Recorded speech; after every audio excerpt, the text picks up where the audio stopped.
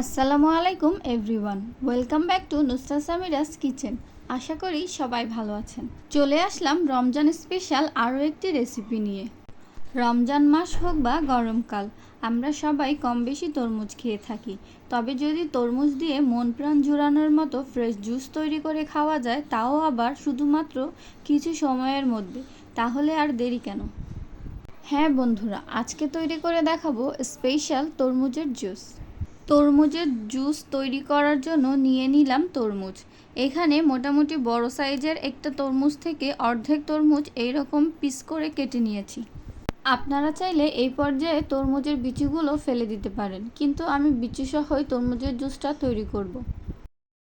এখন একটি ব্লেন্ডার জারে তরমুজগুলো ঢেলে দিব, আর সাথে দিয়ে দেব 2 টেবিল চামচ পরিমাণ লেবুর রস, 1/3 কাপ পরিমাণ পুদিনা পাতা।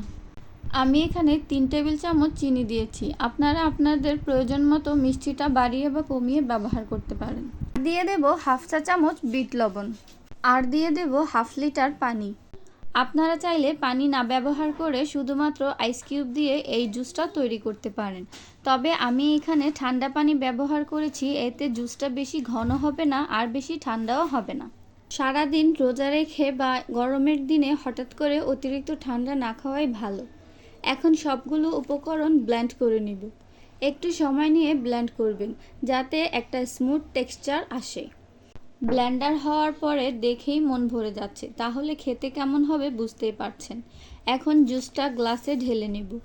এক টুকরা লেবুর পিস আর পুদিনা পাতা দিয়ে ডেকোরেশন করে নিলেই তৈরি হয়ে যাবে গরমের মন প্রাণ জুড়ানো ঠান্ডা ঠান্ডা তরমুজের জুস। আমার এই ভিডিওটা যদি আপনাদের ভালো লাগে তাহলে লাইক এবং কমেন্ট করবেন, আর ভিডিওটা বন্ধুদের সাথে শেয়ার করবেন এবং সাবস্ক্রাইব করে বেল আইকনে প্রেস করে দিবেন, যাতে আমার নতুন সকল ভিডিও আপনাদের কাছে খুব সহজেই পৌঁছে যায়।